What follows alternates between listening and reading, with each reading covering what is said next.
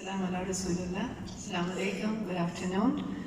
Speaking about public health challenges, I have two main challenges. Speaking in front of a rostrum of experts and speaking after an excellent speaker. So I hope I'll be able to do it. So,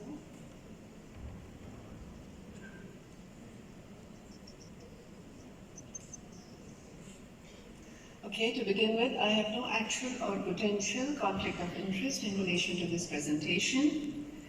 WHO defines mass gatherings as events attended by a sufficient number of people to strain the planning and response resources of a community, state, or nation.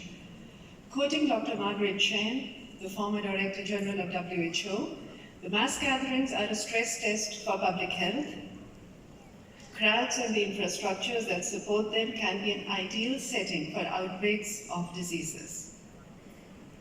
So there are different types of mass gatherings. We can have a spontaneous or the planned. Spontaneous could be in the form of a riot or a refugee camp. The planned ones can be one-day events or they could be recurring events. One-day events, we have the example of Hajj or a Wimbledon match, has been seen recently. Water and sanitation related disorders, non-communicable diseases, exacerbation of an absolute increase in population. There is an increase in the absolute number of cases. What they found was that there is an increased risk of transmission and globalization of good healthcare facilities. Zelinsky, he did a good review of some of the sport events that were held, and he concluded that there is no major risk of 2005.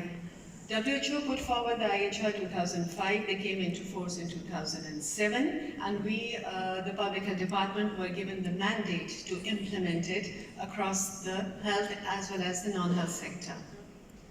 It's really interesting. It was a big challenge to begin with because we had the different ministries. Everyone was competent, capable, they had their emergency response plans, the risk assessments, action plans, but they were all working in parallel. Nobody was willing to talk to each other.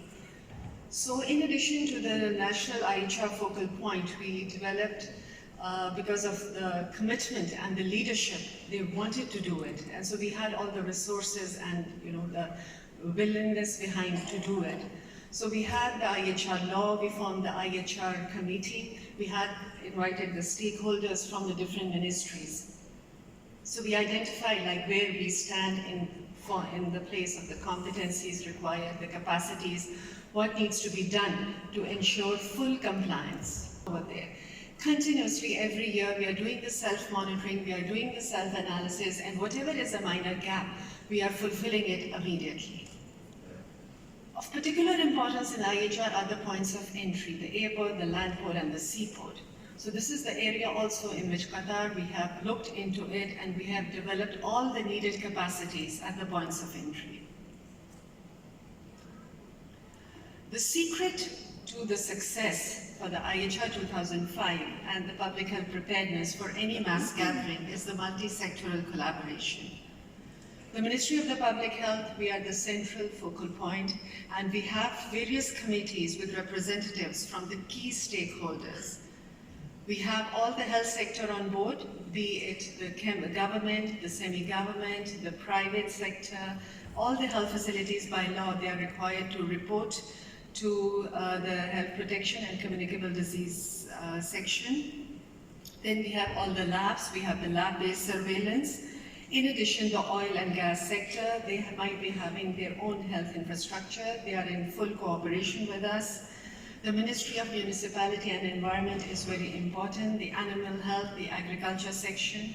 As you know, most of the new emerging diseases, they would be zoonotic in origin. So we have a close collaboration with the Animal Health Department, Ministry of Defense, Ministry of Interior, Ministry of Education.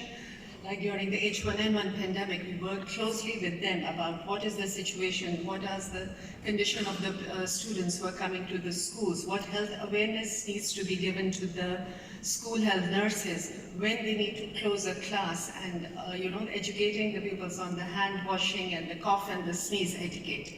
In addition, we have other focal points who are brought on board as and when needed. For example, the Ministry of Foreign Affairs, and the different NGOs, and of course the customs and the port health.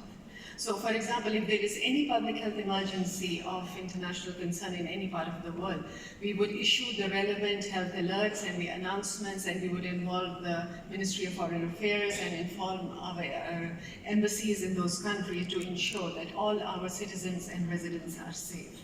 Public health awareness, the multi combined with the web-based surveillance, like what is going on all over the world, and matching it with the situation at the points of entry, like if the visitors are coming from a particular country in the context of a mass gathering. In particular, we would be interested to know what is the current outbreak going on in that country. So for the web-based surveillance, we have a lot of infectious disease surveillance platforms which are developed by WHO.